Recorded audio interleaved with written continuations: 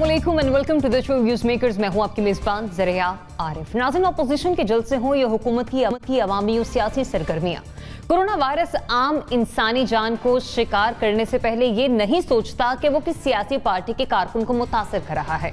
गुज़िश्ता चंद रोज से ये बहस छिड़ी हुई है कि पीडीएम के जलसे कोरोना के फैलाव का बाइस बन रहे हैं, लिहाजा उन्हें मंसूख किया जाए, जबकि इसके बरक्स हुकूमत किसी भी किस्म की पाबंदी या कानूनी इक़दाम अभी तक नहीं उठा सकी है।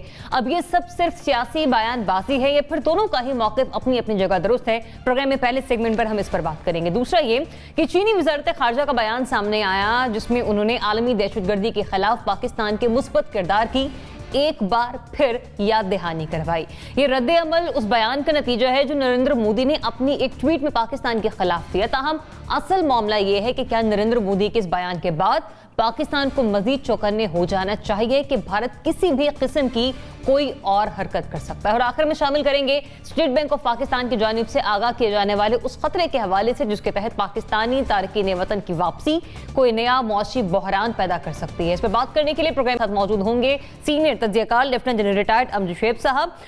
सर, बहुत शुक्रिया अपना वक्त देने के लिए। एंकर पर्सन तज्जियाकार मोना आलम साहबा भी हमें ज्वाइन कर रही हैं। मोना, थैंक्स फॉर जॉइनिंग अस।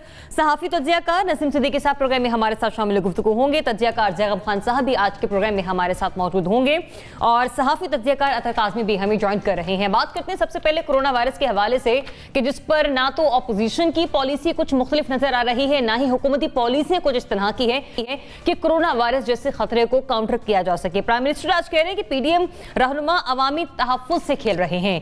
ये उन्होंने मौक़िफ़ उस वक्त दिया जब असद उमर साहब ने अबर में और केपीके में कोरोना वायरस के बढ़ते हुए केसेस के हवाले से एक ट्वीट की। सेनेटर शिबली फराज साहब कह रहे हैं कि हिज़्ब इख्तिलाफ गैर जिम्मेदारी का सबूत दे रही है, जबकि हिज़्ब इख्तिलाफ के बड़े ये कह रहे हैं कि हमारे जलसों को रोकने के लिए, ऑपोजिशन को मना करने के लिए हुकूमत इस किस्म के हथकंडे इस्तेमाल कर रही है। लेकिन सवाल यहाँ पर यह पैदा होता है कि क्या दोनों सिर्फ सियासत ही कर रहे हैं? इन दोनों को तो आवाम के मुस्तकबिल की कोई फिक्र है ही नहीं। जनरल साहब बताएगा कि दोनों सिर्फ सियासी बयानबाजी कर रहे हैं या वाकई हकीकत में इनके मौक़िफ़ अपनी जगह दुरुस्त हैं और मामला ठीक तरीके से चल रहे हैं? बिस्मिल्लाहिर्रहमानिर्रहीम। देखिए, जहां तक बयानबाजी का ताल्लुक है, सियासत हो सकती है, लेकिन एक चीज वाज़ेह है कि कोरोना बड़ी खुश रहा है और बड़ा तेजी से, और अमवात की तादाद भी रोजाना की बुनियाद पे आप देखिए कि बढ़ती जा रही। तो इन हालात में एहतियाती तदाबीर की जरूरत बिल्कुल है। अब ये कोई ऐसी छुपी हुई चीज नहीं, ढकी छुपी चीज नहीं। अगर हुकूमत पाबंदियां ना भी लगाए तो तमाम लोगों को खुद ब खुद इस चीज का एहसास होना चाहिए। कोई नई चीज नहीं, साल तकरीबन होने को आ गया और यही हम रो रहे हैं कि जनाब एहतियात करें, जमा ना हो एक जगह पे। अब ये जो मैरिज हॉल्स हैं उन पे पाबंदियां लग रही हैं, इज्तिमात पे लग रही, तो इन चीजों को तो मेरा ख्याल समझना चाहिए। अब यहाँ देखिए कि मसलन पीडीएम की पार्टनर पार्टी है पीपल्स पार्टी, तो पीपल्स पार्टी कराची में तो लॉकडाउन कर रही है। वो मुख्तलिफ जगहों पे लॉकडाउन करके उन्होंने कहा जी हम स्मार्ट लॉकडाउन, लेकिन स्मार्ट लॉकडाउन के साथ साथ वहां पे पेरेंट्स जो है वो उनको बार बार मुतालबा कर रहे हैं कि जी बच्चों के स्कूल बंद करें। तो बात यह है कि अपने इलाके में जहां खुद जिम्मेदार हैं उस तबाही के, वहां तो वो तबाही से बचने के लिए लॉकडाउन भी करना चाहते हैं, लेकिन जब हुकूमत कह रही है कि आप जलसे जुलूस ना करें तो वहां उसको चैलेंज कर रहे हैं। तो एक तो अपने ही बयानिए में सवाए सियासत के, सवाए हुकूमत दुश्मनी के और मुझे कुछ नजर नहीं आता। फिर बात यह है कि सियासत तो फिर भी जिंदगी में होती रहेगी, जाने बचेंगी तो कोई सियासत करेगा ना। अगर आप बीमारी फैला के हुकूमत के लिए मसला पैदा कर दें तो हुकूमत अपनी जगह पे, लेकिन जाने तो आवाम की जाएंगी, उसका जिम्मेदार कौन हो? तो ये वो चीज है जिसकी तरफ इनको तवज्जो देनी चाहिए, लेकिन ये अपनी जात से आगे सोच ही नहीं रहे। तो होना ये चाहिए कि ये खुद वॉलंटरीली कहते ठीक है, इनकी मूवमेंट को हो सकता है थोड़ा बहुत सेटबैक हो, इनको दोबारा मूवमेंट को दोबारा उसको करना पड़े, उसमें मेहनत कुछ करना पड़े, लेकिन बासूरत अवाम के मुफाद में आप कर रहे हैं। आपने अगर अवाम के मुफाद के लिए आप कहते हैं कि हम इस हुकूमत को गिराना चाहते हैं क्योंकि ये अवाम को रिलीफ नहीं दे रही, तो अवाम की जाने लेके आप रिलीफ दे देंगे लोगों को? ये मेरा ख्याल है बड़ा अजीब सा किस्सा है। इसमें सियासत से ज्यादा ये मैं समझता हूं कि एक मानदाना रवैया है, दुश्मनी है हुकूमत के साथ, लेकिन बकरा कुर्बानी का बनाया जा रहा है अवाम को। ये खेल बंद होना चाहिए और जो भी हुकूमत पाबंदियां वगैरह बता रही है इस वक्त अपने मुफाद में, अपने अवाम के मुफाद में उस पर अमल करना चाहिए। ये अगर हम नहीं करेंगे तो कल को वबा फैलती है तो बिल्कुल ये सारे इल्जामात इनके सर पे हों। मोना, पीएमएलएन वाले कह रहे हैं कोरोना के पीछे छुपने से पीडीएम का जलसा नहीं रुकेगा। पीपीपी वाले कह रहे हैं कोविड-19 से पहले कोविड-18 का खात्मा जरूरी है, लिहाजा जलसे रुकेंगे नहीं। तो फिर बात वहीं पर आ गई, तो सियासत ही हो रही। देखिए सरिया, सियासत तो दोनों तरफ से है, इसमें कोई शक नहीं है। वाकई देखें, हमें दो तीन चीजें इस वक्त ज़ेरे गौर रखनी पड़ेंगी। एक तो कोरोना की सेकेंड वेव वाकई बहुत मोहलिक है हर एतबार से। और जब हम बात करते हैं, पहले अगर ऑपोजिशन की साइड की बात कर रहे हैं, ऑपोजिशन की साइड बिल्कुल ये बात सही है कि एक तरफ हमने कल भी आपके ही प्रोग्राम में डिस्कस किया है कि पीएसी का इजलास नहीं हो रहा, पब्लिक अकाउंट कमेटी के जेर इल्तिवा जो ऑडिट पैराज हैं उनको नहीं देखा जा रहा, जो वाकई हकीकतन गवर्नमेंट को एक टफ टाइम दे सकते हैं। और मुझे लगता है कि इस स्पिरिट से भी उसको आगे परस्यू करना चाहिए अगर ऑपोजिशन वाकई संजीदा है। तो लेकिन वहां पर हमें नजर आ रहा है कि कोरोना सिर्फ अपनी बात पे। दूसरा ये कि मैंने गालिबन वो भी देखे हैं कि बख्तावर साहिबा probably she is getting married, उनकी कोई एंगेजमेंट वगैरह है वो। तो वो जो कार्ड्स हैं उसमें भी ये है कि जी आप कोरोना की क्लियरेंस उन्होंने मांगी है, दो congratulations to her for her marriage. लेकिन ये भी सारी बातें एक सामने हमें आ रही हैं कि अपने लिए तो आपको फिक्र है लेकिन अवाम के लिए आपको फिक्र नहीं है। ये मतलब वाकई उस पूरे जलसे में, उस पूरे मजमे में मैंने कभी भी किसी भी पीडीएम के इजलास में ये नहीं देखा कि कोई भी जो है वो मास्क पहन के आता हो या सोशल डिस्टेंसिंग का मुजाहरा करता हो। सोशल डिस्टेंसिंग का अगर आप मुजाहरा कर भी लेंगे, मुझे लगता है तो वो पॉसिबल भी नहीं है, क्योंकि अगर आप दूर दूर लोगों को खड़ा करेंगे तो वो मजमा ही नहीं लगेगा। तो ये भी बातें अपनी जगह मौजूद है। दूसरा ये कि देखें, ये तो अपोजिशन की साइड की बात हो गई, लेकिन अगर वो ये बात करते हैं कि आपको ये ख्याल जीबी इलेक्शंस के बाद क्यों आया, तो वो गलत नहीं कहते हैं। इससे पहले गवर्नमेंट के भी जो जलसे जुलूस हैं वो होते रहे हैं और बहुत सारे इस तरह के इज्तिमा वगैरह हुए हैं। ये अपनी जगह बात दुरुस्त है। हत्ता ये कि जो कोरोना की सेकंड वेव है वो कोई जीबी इलेक्शंस के बाद नहीं आई है, वो और जीबी इलेक्शन से तो पहले ही मौजूद थी। 3 हफ्ता पहले से ये तमाम चीजें सामने आ रही थी और रोज बरोज केसेस स्पाइक हो रहे थे, सब कुछ हो रहा था। तो वो ये बात करने पे वो ठीक बात करते हैं। इसमें ये वाला जो उनका आर्ग्यूमेंट है वो भी मैं रद्द नहीं करूंगी। तो इसलिए सियासत तो देखें दोनों तरफ से। एक और बात है, देखें एक तो हम बात कर रहे हैं सियासी लेवल पे कि जी ऑपोजिशन के और पीडीएम के जलसे हैं, सिर्फ वो जलसे तो नहीं है ना। मतलब आप दीगर इज्तिमात पर भी तो पाबंदियां लगाएं, आप दीगर भी जो भी लोग इकट्ठे हो रहे हैं, मैं उनके कॉज को पूरी रिस्पेक्ट करती हूँ, ख्वाह वो अपोजिशन हो, ख्वाह किसी के जनाजे पे इकट्ठे हुए हो लोग, लेकिन ये फिर भी मैं उस कॉज की बात ही नहीं कर रही, वो सराखों पर। लेकिन आप अगर इज्तिमात की या मजमू की बात कर रहे हैं तो आपने अक्रॉस द बोर्ड काम करना है। बिल्कुल, ये बात सिर्फ जलसों की महदूद नहीं होनी चाहिए। हाँ, सियासी सरगर्मियां, सियासी इज्तिमात पर नहीं है। पर्पस तो ये है कि आपने क्राउड्स रोकने हैं ना, तो क्राउड्स तो कहीं पर भी असेंबल हो रहे हैं तो आपने रोकने हैं। मुझे लगता है उस पर भी बहुत ज्यादा जोर दिया जा रहा है कि सिर्फ और सिर्फ सियासी बुनियादों पर एक कहा जा रहा है कि नहीं जी सिर्फ पीडीएम जलसे नहीं, मुल्क में और भी बहुत कुछ चल रहा है। वो तमाम चीजें भी उसी तरह से रुकनी चाहिए अगर कोरोना का जो फैलाव है हमने अब सेकंड वेव में रोकना है तो। अतर, जैसे मोना ने भी बात की, कुछ देर पहले बख्तावर साहिबा की इंगेजमेंट सेरेमनी है और वहां पर कोरोना क्लियरेंस के साथ आपको शिरकत की इजाजत होगी। जब जलसे जुलूस होते हैं मेरे ख्याल से कोई क्लियरेंस सर्टिफिकेट नहीं मांगा जाता किसी भी कारकुन से। देखिए, बात यह है ज़रा आपके इस पे अगर सियासत की हम बात करें तो मेरे तो ख्याल में जिस तरह लगता है कि सिर्फ इस पे इमरान खान साहब सियासत कर रहे हैं। जहां तक पाकिस्तान पीपल्स पार्टी और नून लीग का ताल्लुक है, वो तो अपनी जमहूरी जिम्मेदारियां निभा रहे हैं। उन्होंने तो यूनान में जब जमहूरियत बनी थी, दरियाफ्त हुई थी, वहां पे गारंटी दी थी कि पाकिस्तान के अंदर हमने फ्रेंचाइज ले ली है जमहूरियत की और हम इसकी हिफाजत करेंगे। अब मसला ये है कि इन लोगों को खुद सोचना चाहिए कि 2-3 महीने पहले इनके लीडरान पाकिस्तान पीपल्स पार्टी के और नून लीग की हुकूमत पे तनकीद कर रहे थे कि आप लॉकडाउन करें।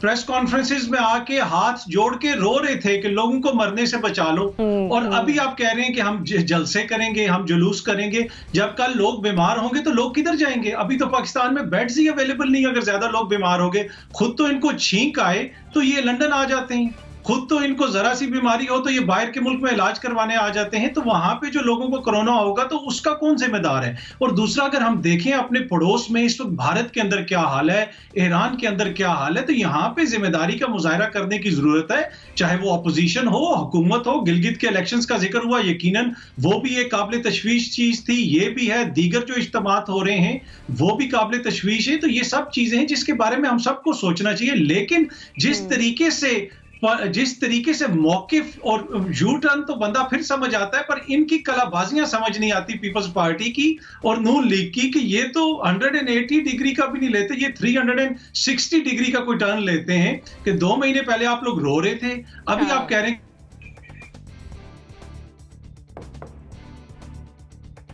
चलें, अत्तर से मैं अत्तर दोबारा आ जाती हूँ आपकी तरफ। बहरहाल आपका पॉइंट मेरे पास आ चुके हैं। ज़ैगम खान साहब, यही ऑपोजिशन थी जो पहले हुकूमत को क्रिटिसाइज करती थी कि आप लॉकडाउन की तरफ क्यों नहीं जा रहे, आप लॉकडाउन की तरफ क्यों नहीं जा रहे, और यही हुकूमत है जो कि क्रिटिसाइज तो कर रही है हफ्ता 10 दिनों से कि पीडीएम के जलसे मनसूख हों, ये हों वो हों, लेकिन प्रैक्टिकली अभी तक कोई कदम नहीं उठाया कि ये कैसे बंद होंगे, ये क्या होगा।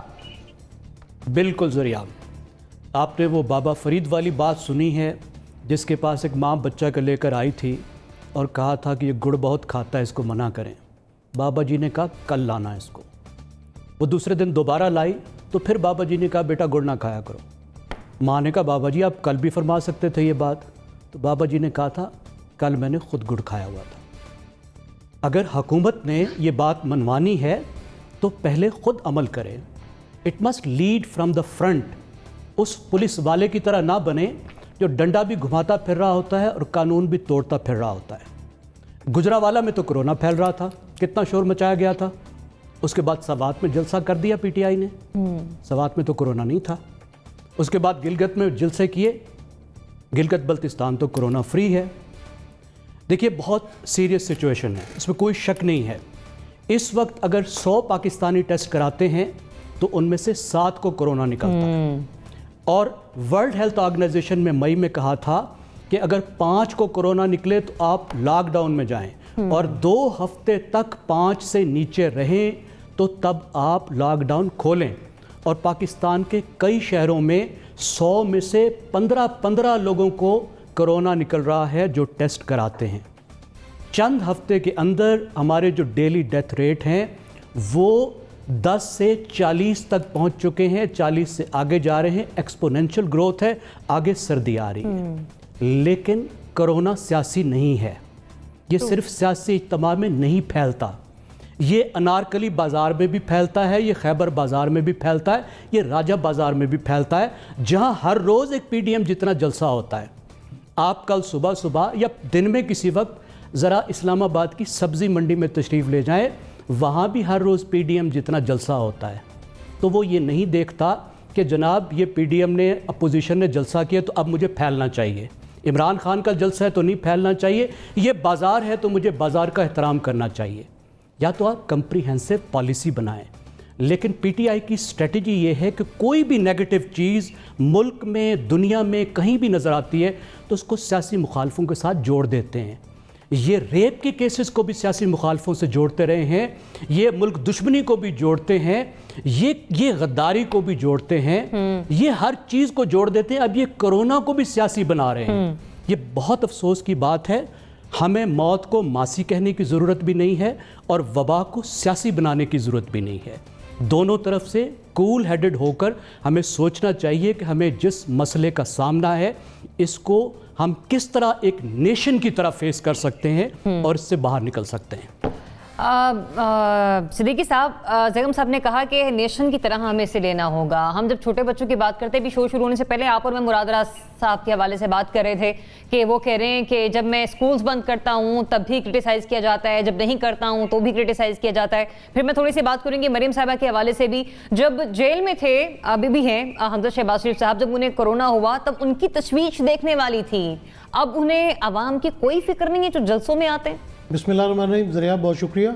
आप ये देखें कि बिल्कुल ज़ैगम साहब ने दुरुस्त बात की है कि ये वबा जो है ये कोई हुकूमत की तरफ से नहीं आई या अपोजिशन की तरफ से नहीं आई, या हुकूमत के पास कोई जादू की छड़ी नहीं है कि वो छड़ी को फेरेंगे और वबा ख़त्म हो जाएगी। इसमें पूरी कौम को, जो कि हम नहीं हैं, माजरत के साथ हम कौम नहीं है, पूरी कौम को मिल के इस वबा के साथ लड़ना है और अपना अपना रोल प्ले करना है। लेकिन यहाँ पर कोई अपना रोल प्ले नहीं कर रहा। अगर आप हुकूमत और जो अपोजिशन है उसकी बात करती है तो मैं यहाँ एक छोटी सी मिसाल दूँगा।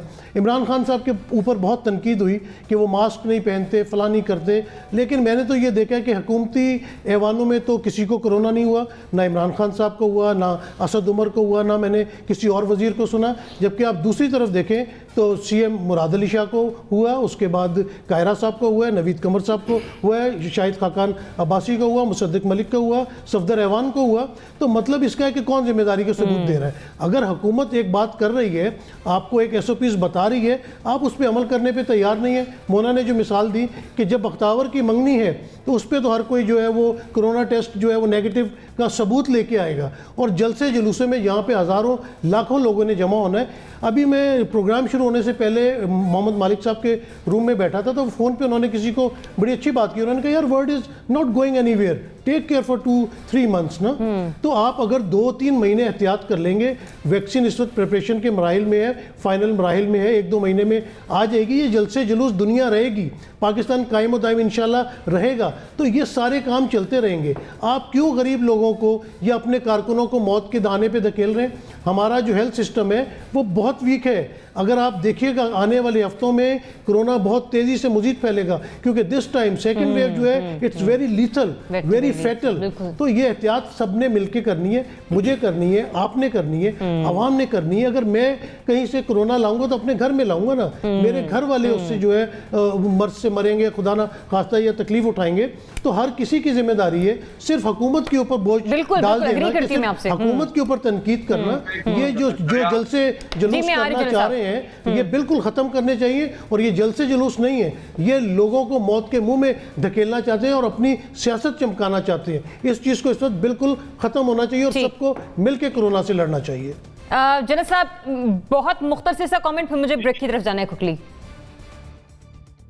देखिए बात ये है कि इस वक्त ये कहना कि जनाब हुकूमत ये कर रही है, रियलिटी हम सब जानते हैं कि ये आई हुई है, तो फिर हुकूमत को झूठा करना, ये किसी को सच्चा करना।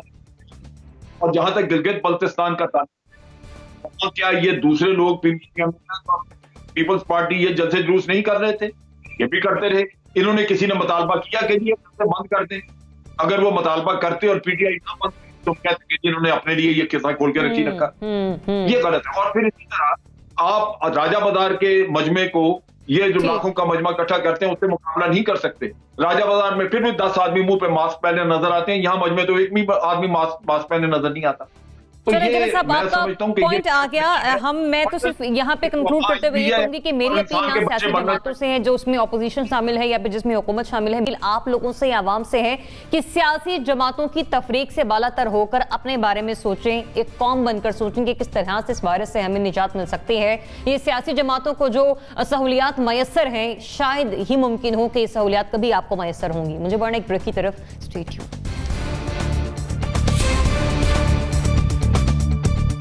Welcome back. नाज़रीन, भारतीय वज़ीर-ए-आज़म नरेंद्र मोदी के पाकिस्तान पर ताज़ा इल्ज़ामात का जवाब चीन ने दिया है, और चीन ने पाकिस्तान के दिफा में आलमी दहशतगर्दी के खिलाफ मुस्बत किरदार को याद करवाया। चीन ने कहा कि दहशतगर्द कुव्वतों के खात्मे में पाकिस्तान की भरपूर हिमायत करते हैं, CPAC को सबोताज करने की कोशिशें नाकाम होंगी। इल्जाम यह था भारत की तरफ से कि पाकिस्तान से ताल्लुक रखने वाले जैश-ए-मोहम्मद के 4 दहशतगर्दों के खिलाफ उसने मकबूजा जम्मू कश्मीर में कार्रवाई की है। लेकिन अगर भारत इस किस्म के बयान दे सकता है, भारत से मुराद मैं स्पेसिफिकली बात करूंगी नरेंद्र मोदी के हवाले से, जो कि वहां के प्राइम मिनिस्टर हैं, अगर वो इस तरह के बयान दे रहे हैं कि हमने दहशतगर्दी की कार्रवाई कर ली है और पाकिस्तान के खिलाफ और दहशतगर्दों के खिलाफ, तो इस किस्म के बयान के बाद जनरल साहब आप समझते हैं कि पाकिस्तान को मजीद चौकन्ने हो जाना चाहिए? भारत आने वाले दिनों में पाकिस्तान मुखालिफ कोई और दूसरा कदम भी उठा सकता है? देखिए बात यह है के खिलाफ तो करने से वो रहे, उनके दिमाग के ऊपर उनकी जो नफ्सियात है वो बड़ी पूरी तरह हावी है उस पर 1962। नतीजा ये है कि उधर तो ये जुर्रत नहीं करेंगे। लेकिन ये है कि आप जैसे अभी ओबामा ने भी अपनी किताब में कहा कि वहां पे अपनी पॉलिटिकल पोजीशन मजबूत करने के लिए पाकिस्तान बैशिंग आप करें तो आपका कैरियर कहीं का कहीं चले जाता है। तो लिहाजा मोदी ने ये उनकी नफ्सियात जो है वो पढ़ ली हुई है और वो बेवकूफ बना रहा है अपने लोगों को, कभी झूठ बोल के, कभी जैसे सर्जिकल स्ट्राइक का ड्रामा उसने रचाया, अब भी इस तरह का कोई कर सकता है, फॉल्स फ्लैग ऑपरेशन करके कोई बहाना ढूंढ के तो पाकिस्तान की तरफ एक आध जिससे बालाकोट किया उस तरह की भी कोई बात कर सकता है। सो वो अपनी पोजीशन को कंसोलिडेट करने के लिए ये काम कर सकता है। लेकिन सबसे ज्यादा जो अहम चीज थी जिसके ऊपर अब चाइना ने भी बात की, वो ये था कि CPAC जो है वो उनका एक खास हदफ है, ये उनका टारगेट है जिसमें उनको अमेरिका की भी तरफ से भी हमायत हासिल है, उनको बाज़ खलीजी रियासतों की तरफ से भी इसमें हमायत हासिल है। नतीजा ये कि ये वो टारगेट है जिसमें चाइना को भी एक तशवीश है, वो कंसर्न है, और पाकिस्तान नेचुरली बहुत कंसर्न है इस पे। ये चीज जो सीपैक का मामला है, इस पे मिलके दिफा करने का इंडिया चाइना ने दिया है कि वो इसके मामले में कतन कुछ बर्दाश्त नहीं करेंगे। अगर इसको कोई खतरा हुआ। चलो साहब, मैं सुन नहीं पा रही हूँ आपको, दोबारा आपकी तरफ। अथर, इसी सवाल के साथ मैं आपकी तरफ भी आऊंगी। बताएगा पाकिस्तान को मजीद अलर्ट हो जाना चाहिए कि भारत किसी भी किस्म की और कोई गलत हरकत कर सकता पाकिस्तान के खिलाफ?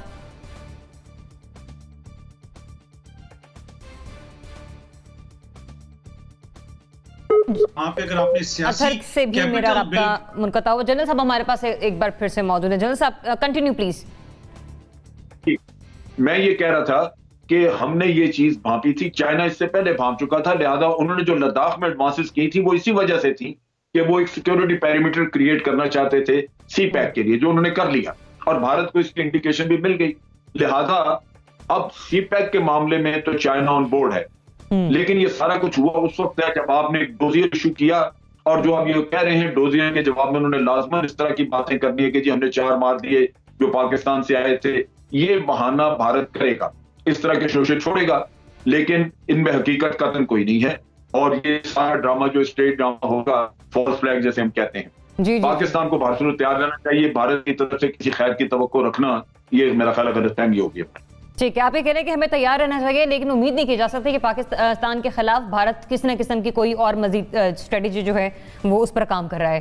अथर जी, जिस तरह मैं पहले भी कह रहा था कि भारत के अंदर खुसूसन बीजेपी का जो वोट बैंक है वो एंटी पाकिस्तान फीलिंग्स के ऊपर, एंटी पाकिस्तान इमोशन उभार के उसके ऊपर वो कैपिटल लेते हैं, वो अपना वोट बैंक वहां से वो सिक्योर करते हैं। जहां तक मोदी साहब का ताल्लुक है, मोदी साहब का, आपको मेरी आवाज आ रही है? आप जी बिल्कुल बिल्कुल अतर, मैं सुन पा रही हूँ आपको। जी जी जी, जहां तक मोदी साहब का ताल्लुक है, देखिए मोदी साहब की किसी भी फैसले के अंदर आप रैशनैलिटी नहीं ढूंढ सकते। अगर आप उनकी पर्सनैलिटी को देखें, वो खुद जिक्र करते हैं कि मैं आरएसएस के अंदर रहा, 35 साल में भीख मांग के रोटी खाता रहा, इसलिए कि वो मेरी ट्रेनिंग का हिस्सा थी। तो वो आइडियोलॉजिकली इतने ज्यादा ड्रिवन है कि उनके फैसलों के अंदर आप अकल, जहानत या किसी किस्म की रैशनैलिटी को ना ढूंढें। वो कोई भी फैसला ले सकते हैं और उनकी नजर जिस तरह पाकिस्तान के ऊपर है और खुसूसन उनकी जो वोटर बैंक है उसको खुश करने के लिए वो किसी वक्त भी इस किस्म की कोई हरकत कर सकते हैं। लेकिन इसी हफ्ते मेरी बात हुई थी इंडिया के साबिक कोर कमांडर जो कश्मीर के अंदर थे, जनरल रमेश्वर रॉय, उन्होंने मुझे बताया कि गिलगित बल्तिस्तान को चाइना ने लद्दाख में कार्रवाई करके सिक्योर कर लिया है, जिसका दुख है इंडिया को। और हमें पता है कि चाइना ने पाकिस्तान के साथ अपनी दोस्ती का फर्ज निभा दिया है लद्दाख में कार्रवाई करके। तो यकीनन वो अब इस तरह की बातें करेंगे, कहीं और कुछ करने की कोशिश करेंगे। पाकिस्तान को चौकन्ना रहना चाहिए। लेकिन जहां तक गिलगित बल्तिस्तान का ताल्लुक है, चाइना ने लद्दाख में कार्रवाई करके काफी हद तक उसको पहले ही सिक्योर कर लिया और सी पैक को भी। सही। मोना, ये सिर्फ भड़के हैं मोदी सरकार की या वाकई हम अलर्ट रहें कि कुछ ना कुछ किया जा सकता है भारत की तरफ से, कोई नेक्स्ट अटेम्प्ट, कोई नेक्स्ट मूव हो सकती है?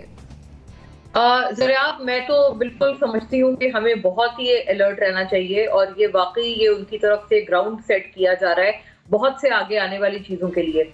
जैसे कि आपको याद है कि वो फॉल्स फ्लैग ऑपरेशंस करना एक बहुत पुराना वतीरा है भारत का। जब भी उनको कोई सियासी तौर पर या अपनी पब्लिक की नजरों में बहुत हीरो बनना होता है तो इस किस्म के फॉल्स फ्लैग ऑपरेशंस किए जाते हैं। वो अपने लोगों को मारते हैं और ये फौरी तौर पर उसका इल्जाम पाकिस्तान पर आयद कर दिया जाता है। हमेशा जो भी फॉल्स फ्लैग ऑपरेशन हुआ है उसके बाद हमने देखा है कि एक इस किस्म का बहुत अफसोसनाक किस्म का एक वाकया या तो पाकिस्तान में हो गया है या फिर हमने उसको फॉइल कर दिया है, लेकिन उनकी तरफ से एक बहुत घटिया कोशिश की गई है। 26/11 से शुरू करते हैं। 26/11 के बाद आपने देखा यहाँ पर भी हमारे होटल को निशाना बनाया गया, बहुत कैजुअलिटीज हुई। फौरी तौर पर ये हमने एक फौरी वाकया देखा था। पठानकोट की मिसाल ले लें कि उन्होंने कहा जी पठानकोट हुआ है और वो पाकिस्तान पे फौरी तौर पे उसका नाम डाला। उड़ी उन्होंने करने की एक वो कर तो खैर क्या पाए हैं वो तो एक मजाक ही बन के रह गया और फिल्में बनने लगी हैं उस पर। लेकिन ये कि उनकी तरफ से तो आप समझें कि ये कोशिश पूरी उनकी तरफ से की गई, एड़ी चोटी का जोर लगाया गया कि पाकिस्तान में किसी किस्म की खुदा ना खास्ता ऐसी कोई कार्रवाई की जाए। फिर उसके बाद अभी आप देख लें पुलवामा कितना बड़ा फॉल्स फ्लैग ऑपरेशन था, फौरी तौर पे पाकिस्तान पे उसका नाम डाला गया। उसके बाद जी उन्होंने क्या किया, बेशक उन्होंने यहाँ बालाकोट में आके वो कुछ भी नहीं कर पाए, एक फजूल किस्म का उन्होंने कहा कि हमने टेररिस्ट कैंप को अटैक किया है। वो क्लेम उनके अपने जो एयरफोर्स है, इंडियन एयरफोर्स, उन्होंने वो क्लेम को झुटला दिया कि जी ऐसा कुछ भी नहीं हुआ और हमारे हाथ ऐसी कोई कामयाबी नहीं लगी वगैरह वगैरह, अभिनंदन हमने पकड़ा, लेकिन उनकी तरफ से तो कोशिश की गई। बात यह है कि इसी किस्म की चीज या तो वो ड्रामा कर सकते हैं, लेकिन अगर खुदा ना खास्ता वो ड्रामा ना हो और किसी तरह अगर वो अपनी इन नापाक साजिशों में कामयाब हो जाए, तो मुझे लगता है पाकिस्तान को तो सख्त अलर्ट रहना चाहिए वाकई। और एक और इसका जो एक पहलू है वो ये है कि अभी उनके साइड के जो इंडियन ऑक्यूपाइड जम्मू कश्मीर है वहां पर इंतखाबात भी करवा रहे हैं वो लोग। तो उन इंतखाबात में ये चाहते हैं कि बीजेपी को बहुत कोई भारी अक्सरियत मिले। आपको पता है वो एक नाम के और मजाक होगा इंतखाब के नाम पर वो और डेमोक्रेसी के नाम पर, लेकिन फिर भी वहां पर भी वो एक ड्रामा स्टेज करना चाहते हैं अपनी पॉलिटिकल बेस को स्ट्रॉन्ग करने के लिए। तो ये वो रीजन भी एप्लीकेबल है यहाँ पे जो पुलवामा। चले मैं आप ही का पॉइंट लेती हूँ कि वो वहां पर भी चूंकि पॉलिटिकल एक्टिविटीज जरा उनकी बूम पर है, शायद उसका भी वो एडवांटेज लेना चाह रहे हैं। देखिए सब नरेंद्र मोदी के पास आज तक सिर्फ एक ही ट्रम्प कार्ड रहा है, वो ये है कि पाकिस्तान के खिलाफ दहशतगर्दी का बयानिया मजीद स्ट्रॉन्ग किया जाए। ज़रिया बिल्कुल आप देख लें कि इंडिया में आप पाकिस्तान मुखालिफ सेंटीमेंट्स को बेच के तो उसको बड़ी अच्छी तरह कैश कर लेते हैं, बेशक वो सियासी मैदान हो या बॉलीवुड की मूवीज़ हो। जिस बॉलीवुड की मूवी पाकिस्तान के ख़िलाफ़ बनती है वो बॉक्स ऑफिस पर हिट हो जाती है। तो इन्हीं सेंटीमेंट्स को जो है वो मोदी साहब कैश कराना चाहते हैं। लेकिन आप ये देखें कि जो एक शाइनिंग इंडिया का इमेज जा रहा था और मोदी साहब बड़ी ऊँची परवास कर रहे थे, उनके पर जो है वो हमारे प्राइम मिनिस्टर इमरान खान ने बड़ी ज़बरदस्त तरीके से काटे हैं। और जो प्राइम मिनिस्टर इमरान खान साहब ने उनका नाजीइज़्म और हिंदुत्व का जो उनका करैक्टर था वो जब सामने लाए हैं, तो ये वही मोदी है जो दिन की रोशनी में तो पाकिस्तान के खिलाफ तकरीरें कर रहा होता है, लेकिन रात के अंधेरे में आपको बड़ी अच्छी तरह पता है कि रात के अंधेरे में ये मैसेजेस भिजवा रहा होता है कि प्राइम मिनिस्टर इमरान खान से कहें कि ज़रा हमारे पे हाथ हौला रखें। तो हमारी हुकूमत ने उनको बिल्कुल बहुत सही तरीके से काउंटर किया गया। बिल्कुल सी पैक जो है वो इनको एक आंख नहीं मारा, इनके आंख में एक कांटा है। और इन्होंने कोशिश की थी लद्दाख में इस तरह की हरकत करने की और इन्होंने चाइना को भी इसमें इन्वॉल्व करने की कोशिश की, लेकिन चाइना ने ऐसा मुंह तोड़ जवाब दिया कि ये वो अपनी ज़मीन से भी गए और जो गिलगित बल्तिस्तान की तरफ इनकी गंदी नज़रें थी वो भी इंशाल्लाह हमेशा के लिए दूर हो गई हैं। तो बात ये करते हैं कि 4 जैश-ए मोहम्मद के लोग बॉर्डर क्रॉस करके पहुंच गए, इन्होंने आज तक किसी चीज़ का सबूत पेश नहीं किया। ये इनको जो अगर आप बॉर्डर्स जाके विटनेस करें, उन बॉर्डर्स में से तो आजकल पाकिस्तान और इंडिया के दरमियान चिड़िया पर नहीं मार सकती। तो ये कहाँ से लोग जो है इतना बड़ा बॉर्डर क्रॉस करके चले जाते हैं, ये तो आजकल पॉसिबल ही नहीं है। जबकि हमारे पास एक जीता जागता दहशतगर्द कुलभूषण सबूत के तौर पे मौजूद है, जिसने खुद कहा कि मैं दहशतगर्द कार्रवाइयां बलूचिस्तान में रॉ के कहने पे करता था और इनका हाजिर सर्विस ऑफिसर था। और हमने दुनिया के सामने जो है वो सबूत पेश किया। और पिछले दिनों जो DG ISPR और हमारे फॉरेन मिनिस्टर शाह महमूद कुरैशी साहब ने डोजियर पेश किया है, उसमें इंडिया की जो हरकतें वो सामने दुनिया के लेके आए, लेकिन दुनिया की आंखें नहीं खुलती। दुनिया को जो है वो कश्मीर का लॉकडाउन नजर नहीं आता, इंडिया की जो एट्रोसिटीज है, जो अकलियतों के साथ इंडिया के अंदर सलूक हो रहा है, वो किसी को नजर नहीं आता। पाकिस्तान में अगर कोई छोटी सी भी बात होती है तो उसको मीडिया मतलब बात करें कि भारत की गीदड़ भभकी हैं, इसके अलावा इन तिलों में तेल नहीं है। ज़ैनब खान साहब अभी सिद्दीकी साहब ने बड़ा अच्छा पॉइंट यहाँ पर रेज किया था कि जो कह रहे हैं कि बॉर्डर क्रॉस करके 4 दहशतगर्द जा रहे थे। सिक्योरिटी के हवाले से अगर हम बात करें तो 3 से 4 सिक्योरिटी लेयर्स हैं, एक बहुत लंबा फासला है जिसको क्रॉस इतनी आसानी से नहीं किया जा सकता। बिल्कुल आप ठीक कह रही हैं, लेकिन ज़रा इस तस्वीर का ज़रा दूसरा रुख भी आप देखिए। आपको पता है इस वक्त जिस वक्त हम ये बातें कर रहे हैं तो कश्मीर में क्या हो रहा है।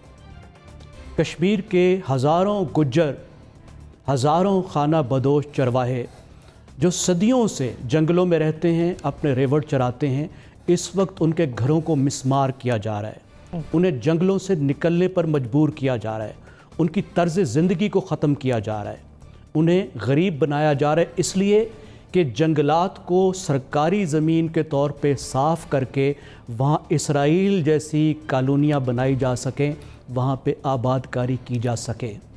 और आपको यहाँ से एक छोटा सा मामूली सा बयान भी नज़र नहीं आया होगा। क्या कश्मीर में जो कुछ कश्मीरी अवाम के साथ होता है वो पाकिस्तान के ख़िलाफ़ नहीं होता? कश्मीरी तो पाकिस्तानी हैं, चाहे वो मकबूजा कश्मीर में रहते हों या आज़ाद कश्मीर में रहते हों। मकबूजा कश्मीर में रहने वाले कश्मीरी 1 साल से जेल में हैं। हम क्या कर पाए हैं? पाकिस्तान की फॉरेन पॉलिसी को उसने जिस तरीके से इन्फ्लुएंस किया है अपनी माशी ताकत को इस्तेमाल करते हुए, आज हमारे दोस्त हमारे साथ नहीं हैं। हम OI जैसी तंजीम से एक मामूली करारदाद नहीं पास करवा सकते। जिस तरीके से उसने दहशतगर्दी का नैरेटिव हमारे खिलाफ इस्तेमाल किया है। उसी के नतीजे में FATF का तौक जो है वो हमारे गले में है। अभी बारक ओबामा की किताब का जिक्र हुआ। बारक ओबामा की किताब में 52 दफ़ा पाकिस्तान का जिक्र है और 52 की 52 दफ़ा दहशतगर्दी के हिसाब से है। 10 साल का अमरीकी सदर, जिसके साथ वो मुल्क जिसके साथ हमारे करीबी ताल्लुकात हैं, दहशतगर्दी के अलावा किसी हवाले से पाकिस्तान के बारे में बात ही नहीं करता। ये तो पाकिस्तान का दहशतगर्दी के साथ जो एक लिंक बना दिया गया है, जिस नैरेटिव में हम फंस गए हैं। और हमारी हालत क्या है, हम खुद को मुबारकबादें दे रहे हैं। भाई हमें पता है हमारा दिफा मजबूत है, वो इधर तो नहीं आ सकता, पाकिस्तान पे हमला तो नहीं कर सकता, पाकिस्तान की 1 इंच ज़मीन भी नहीं ले सकता। हम उसको जवाब दे सकते हैं, लेकिन अपनी ज़मीन पर जो हमारे लोगों के साथ कर रहा है, उसके कब्ज़े में जो हमारी ज़मीन है, वहाँ पे जो कुछ हो रहा है, बैनुल-अक़वामी तौर पर जो हमारे साथ कर रहा है, क्या वो हमारा मसला नहीं है? हम सिर्फ इसलिए इत्मीनान कर लें कि हमारी सिक्योरिटी अच्छी है, जंगी तौर पर हम निमट सकते हैं। मसला सिर्फ जंगी तो नहीं है ना। ठीक है, अब यहाँ से मैं बिल्कुल मुस्बत पॉइंट लूंगी आपका कि पाकिस्तान का दफा जो है वो मजबूत हाथों में है और हमें इस चीज का जी जनरल साहब देखिए, ये बिल्कुल जो बात कर रहे हैं जैगम साहब, ये दुरुस्त है।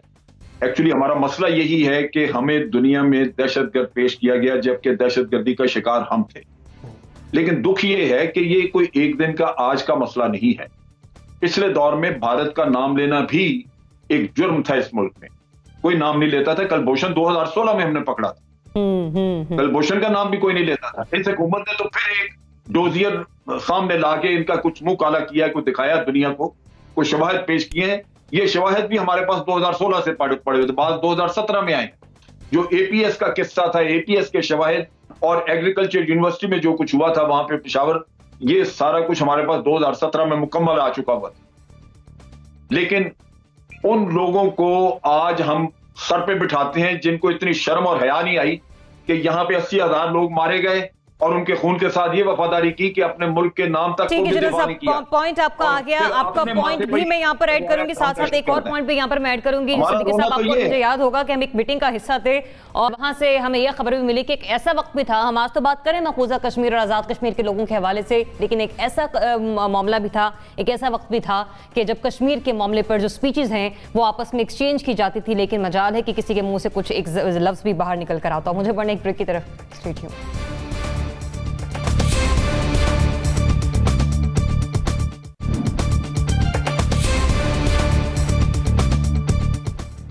Welcome back. नाज़रीन, स्टेट बैंक ऑफ पाकिस्तान ने पाकिस्तानी तारिकीन वतन की वापसी के खतरे से आगाह किया और कहा कि इससे मुल्की मईशत के लिए संगीन मसाइल पैदा हो सकते हैं। हुकूमत को इस सूरत हाल से निमटने के लिए बर वक्त हिकमत अमली बनाना होगी। कोरोना वायरस के बायस पैदा होने वाली सूरत हाल के पेश नज़र जल्द बैरून मुल्क में इतनी नौकरियां पैदा न होने के खदशे का भी इजहार किया जा रहा है और ऐसे में bureau of immigration and overseas employment की रिपोर्ट जो है उसको खातिर मिलाकर स्टेट बैंक ऑफ पाकिस्तान की जानिब से शुमार जो हैं वो सामने रखे गए हैं कि 50 से 60 हजार अफराद ऐसे हैं जिनकी या तो फ्लाइट जो हैं वो मनसूख हो गई या फिर जो सफरी पाबंदियां थी उनकी वजह से उन्हें अपनी मुलाजमतों से हाथ धोने पड़े हैं। अब ऐसे में स्ट्रेटेजी क्या होनी चाहिए? क्या हुकूमत के पास कोई हिकमत अमली है या आने वाले दिनों में ये हिकमत अमली बना सकेगी? ये क्वेश्चन मार्क है। मोना, 50,000 लोग कोई छोटा फिगर नहीं है। हमारे पास तो पहले पाकिस्तान में नौकरी नहीं है। हुकूमत कोई हिकमत अमली बना सकेगी आने वाले दिनों में?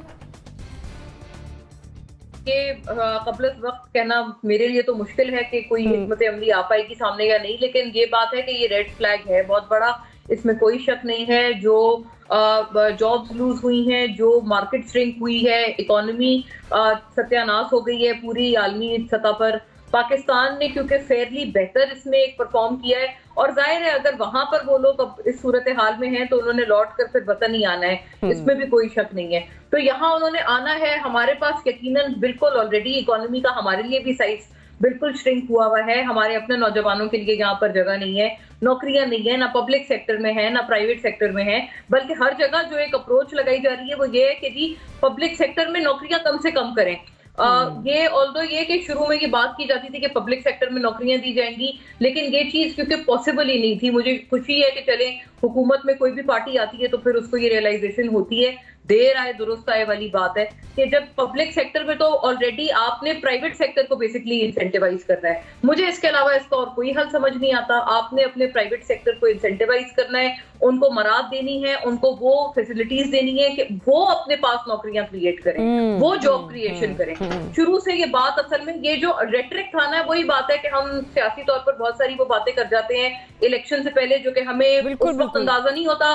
फिर हम जब आते हैं तो हम कहते हैं ओ ये तो हमने वो वाली बात कर दी, अब हमें इससे पीछे जाना पड़ेगा। लेकिन यही इसका तरीकेकार है, इसके अलावा कोई हल नहीं है। प्राइवेट सेक्टर ही आपको नौकरियां देगा और इस वक्त प्राइवेट सेक्टर के हालात कुछ अच्छे नहीं है। जनरल साहब, गुजारिश है आप सबसे कि 90 सेकंड में बात मुकम्मल कीजिएगा प्लीज। देखिए ये बहुत ही सीरियस सिचुएशन है। एक तो हमारी इकोनॉमी बड़ी डिपेंडेंट है। हम ये कहते हैं कि जो तफसीलदार होती है, जो बाहर से हमें रेमिटेंसेस आती हैं वो बड़ी ज्यादा आ रही हैं, लिहाजा हमारी इकोनॉमी पे अच्छा असर पड़ा, वो कम होगी, बेरोजगारी यहाँ बढ़ेगी। इसके लिए फिलहाल तो कोई ऐसी प्लानिंग नजर नहीं आती, लेकिन मेरा अपना अंदाजा कि अगर ये करना चाहें, सोचें तो CPEC से रिलेटेड प्रोजेक्ट में इन लोगों को खपत की जा सकती है। सब की नहीं, लेकिन काफी हद तक लोग जा सकते हैं क्योंकि वहां नए प्रोजेक्ट्स लग रहे हैं। ये प्लानिंग की बात है। अगर कोई इसके बारे में सोच के पूरी तरह डेटा वर्कआउट करके और लोगों को सूटेबल जगहों पर एडजस्ट करने की कोई एक्सरसाइज करे तो हो सकता है कि ये बेरोजगारी इतनी ना बढ़े या इतने सारे लोग आके एक ही दफा बेरोजगार ना हो, कुछ ना कुछ उसमें खपत हो सकती है। लेकिन बात वही है कि इसके बारे में सोच विचार करनी होगी और वर्किंग करनी होगी इसको। बिल्कुल, आज से काम शुरू करेंगे तो कल आने वाले दिनों में नौकरी फराहम की जा सकेंगी। जगम खान साहब, ज़रियाब, आज से 50 साल पहले एक पाकिस्तानी लीडर ने अरब ममालिक के साथ एक ऐसे ताल्लुकात उस्तवार किए जिसका आज भी हम फ़ायदा उठा रहे हैं। मैं जुल्फ़िकार अली भुट्टो की बात कर रहा हूँ। इस वक्त पाकिस्तान के 40 लाख मज़दूर वर्कर्स गल्फ़ में काम कर रहे हैं और $23 बिलियन पाकिस्तान में भेज रहे हैं और पाकिस्तान की कुल एक्सपोर्ट्स $25 बिलियन हैं। आप अंदाज़ा लगाइए कि हमारा कितना ज़्यादा इन्हसार है और पाकिस्तान के 4 करोड़ लोगों का इस आमदनी पर इन्हसार है और पाकिस्तान में करोड़ों लोग इस काम की वजह से, इन जॉब्स की वजह से गुर्बत से बाहर निकलते हैं। ये तो कॉन्टेक्स्ट है। इस वक्त हुकूमत ये दमाल डाल रही है, खुशी का इजहार कर रही है कि गुज़श्ता 4 माह में रेमिटेंसेस बहुत बढ़ी हैं। बिल्कुल ठीक कह रही है, 26% बढ़ गई हैं, $2 बिलियन एक्स्ट्रा आ गया है जिसकी वजह से करंट अकाउंट सरप्लस हुआ है, बेहतर हुआ है। लेकिन आपने देखा जिस चीज़ को आपने ख़बरदार किया, इकानमिस्ट हमें ख़बरदार कर रहे हैं कि ये एक वक्ती स्पाइक है, इसका कोरोना से ताल्लुक़ है। लोग क्योंकि अब जहाज़ों पर नहीं आ रहे, वो बैंकिंग चैनल से भेज रहे हैं और उसके साथ साथ जो है फैमिली सपोर्ट के लिए लोग इजाफी रकम भेज रहे हैं मुश्किल में या किसी भी तरीके से।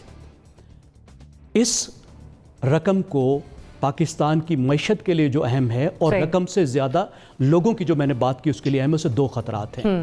एक तो गल्फ़ की मईशत भी अगले 10 साल के लिए मुश्किल में जाने वाली है और गल्फ़ में वर्क फोर्स नेचुरलाइजेशन वो करने वाले हैं, यानी अपने लोगों को नौकरियां देने वाले हैं। और दूसरा बहुत बड़ा खतरा आया है इस हुकूमत की पॉपुलिस्ट फॉरेन पॉलिसी का। ऐसी ऐसी बातें करते हैं, मतलब मुख्तसर ये कि फिर हमें पाकिस्तान में ही अपॉर्चुनिटीज जो हैं उनको ढूंढना होगा। सिद्दीकी साहब, आपकी तरफ आने से पहले मैं जगम साहब की बात को कोट करूंगी। उन्होंने 50 साल पहले का वाकया कोट किया, मैं 60 साल पहले चले जाऊंगी। जनरल ज़िया साहब के दौर में इंडस्ट्रियल सेक्टर को मुतारिफ ही जनरल ज़िया ने करवाया था। आज हमारे पास ऐसी कोई स्ट्रेटेजी है?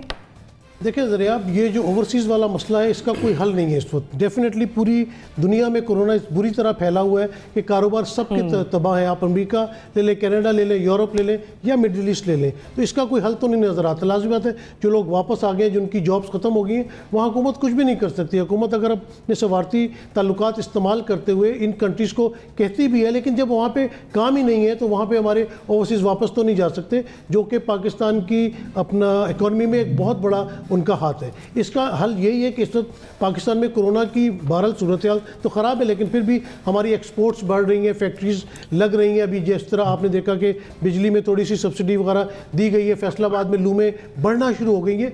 तो जो ओवरसीज़ इस वक्त पाकिस्तान आए हुए हैं उनको पाकिस्तान में अपॉर्चुनिटीज़ दें, क्योंकि ओवरसीज़ में जो काम करके हैं वो तजुर्बेकार लोग हैं, वो मेहनती लोग हैं, वो अपने मुल्क से बाहर जाके मेहनत मजदूरी करते हैं और अपने घर वालों को पालते हैं। तो इनको इस वक्त एडजस्ट करने की कोशिश की जाए। जनरल साहब ने बिल्कुल सही कहा कि CPEC के बहुत सारे प्रोजेक्ट्स निकल रहे हैं जहाँ पे टेक्निकल लोगों की ज़रूरत है। तो मैंने अक्सर देखा है कि पाकिस्तान से बाहर जो लोग भी जाते हैं वो छोटे मोटे टेक्निकल कोर्सेज करके, कोई वेल्डिंग का करता है, कोई दूसरी चीज़ों का करता है, तो उनको खपाने की कोशिश करें। जो भी इस वक्त हमारे पास लर्नेड लेबर है उसको खपाएं, और गवर्नमेंट को बड़ी सीरियसली इस बात पे सोचना पड़ेगा। यहाँ पे आप आंखें बंद करके नहीं बैठ सकते कि जो ओवरसीज पाकिस्तानी वापस आ गए हैं उनको अल्लाह ताला करे कोई जॉब मिल जाए और फिर वो दोबारा वापस चले जाए। नहीं, इस मैटर को सीरियस लेना चाहिए और मौके अपने मुल्क के अंदर पैदा करने चाहिए। Quickly please. जी देखें, फैसल वाडा साहब की जिम्मेदारी लगाएं, वो तो रातों रात करोड़ों नौकरियां पैदा कर लेते हैं। इस हुकूमत ने तो खुद कहा था बाहर से लोग आएंगे नौकरियां कर दें। अब ये क्या आगे जाके प्लानिंग बनाते हैं, टू बी ऑनेस्ट मुझे इन पे उस हवाले से कोई एतमाद नहीं है। जहां तक हमारे दोस्तों का ताल्लुक है, दोस्त ममालिक का ताल्लुक है जिनका जिक्र हुआ, ये उन्हीं दोस्त ममालिक की जो तवज्जो का नतीजा है, उनके प्यार का नतीजा है कि बहुत सारे लोग वापस आएंगे, इसलिए कि वो दोस्त ममालिक इसराइल के हवाले से और दीगर हवालों से हमारे ऊपर जो प्रेशर डाल रहे हैं, तो वो भी इसको as a bargaining tool use करेंगे इस सब चीज को। लेकिन जहां तक हुकूमत का ताल्लुक है, यकीनन उनको सोचना चाहिए, खाली नारे लगाने से और ये कहने से कि बाहर के मुल्क से लोग आएंगे और यहां पे नौकरियां करेंगे। अब लोग आ रहे हैं खान साहब, प्लीज अब उनके लिए नौकरियां बनाएं। बिल्कुल, जिस तरह से आपने दोस्त ममालिक का जिक्र किया, उनमें 2 ममालिक जिनमें मुत्तहिदा अरब अमारात और सऊदी अरेबिया भी शामिल है, वहाँ पर हमारा 91% जो तारकीन वतन है वो काम कर रहा है। लेकिन चूंकि अभी लोग वापस आ रहे हैं या सफरी पाबंदियाँ होने की वजह से और की वजह से इनकी नौकरियाँ अब इनके पास नहीं रहेंगी और खदशा ये है कि 50 से 60 हज़ार ऐसे लोग हैं जो कि बेरोजगार हो सकते हैं। इसलिए हुकूमत को फौरी तौर पर कोई ना कोई ऐसे इक़दाम उठाने होंगे कि जिसकी वजह से आने वाले मौशी बहरान से निपटा जा सके। इजाज़त दीजिए, अल्लाह हाफ़िज़।